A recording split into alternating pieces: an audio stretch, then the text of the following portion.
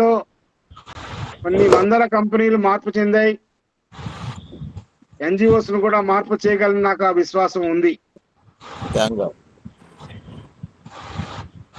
So ఒక కూరగాయల shop పెట్టాలంటే ఒక 40-50 వేల పెట్టుబడిగా అవసరం అవుతుంది. కానీ ఒక విచిత్రం ఏంటంటే ఆ కూరగాయల షాప్ రన్ చేయాలన్నా కూడా నెలకు 30,000 ఖర్చు వస్తుంది సార్. 30,000 నుంచి 40,000 రూపాయలు. పెట్టుబడి ఎంత అవుతుందో నెలకు మెయింటెనెన్స్ కూడా అంతే అవుతుంది. ఇంచుమించు అంతే అవుతుంది. ఎందుకంటే కిరాయి ఒక 10,000, మనకు ఒక 10,000 కుర్రాడు, ఒక 20,000 మన ఖర్చులు, 5,000 ఎలక్ట్రిసిటీ బిల్లు, వేస్టేజ్ అన్ని తీసుకుంటే 50-60 వేలు దాటుతుంది. అంటే ఒక కూరగాయల షాపు నెలకి ₹1,00,000 సంపాదించాలి. సాధ్యమా అది? హైలీ ఇంపాసిబుల్ అండి. Highly impossible. అందుకనే కూరగాయల వ్యాపారం తోపుడు బండ్లలోనూ, లేకపోతే village market, Sunday market, Tuesday market, ఆ మార్కెట్ల దగ్గరే ఆగిపోయింది. అవును సార్. కరెక్ట్.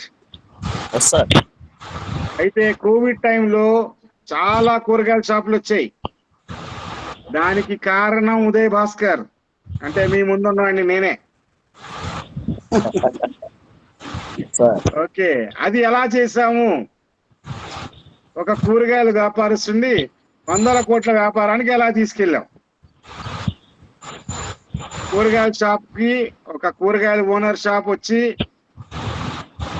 అయ్యా ఆడిటర్ గారు చెప్పారు మీరు తలుచుకుంటే నన్ను కోటీశ్వరులను చేస్తారు. ఎంతో నమ్మకంగా వచ్చాడు. అనిపించింది అందరూ ఇలానే ముందుగా వస్తారు, తర్వాత వాళ్ళు కష్టపడరు, అనవసరంగా టైం వేస్ట్ అనుకున్నా. ఓ 2-3 రోజుల తర్వాత రండి అన్నా, కానీ వాళ్ళు వెళ్ళలే. రెండో రోజు కూడా ఇక్కడే ఉన్నారు, ఆఫీస్ దగ్గరే. మూడో రోజు కూడా ఆఫీస్ దగ్గరే ఉన్నారు. 4వ రోజు కూడా ఆఫీస్ దగ్గరే ఉన్నారు. అంటే వాళ్ళలో పట్టుదల కోటీశ్వరులు అవ్వాలి. డబ్బు లేదండి, తెలివి లేదండి, కేవలం పట్టుదల ఉంది,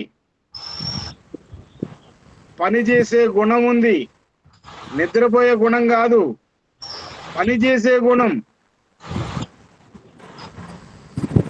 సరే, వాళ్ళని రమ్మని చెప్పి నాకు కూడా ఒక పెద్ద అవకాశం అనుకున్నా.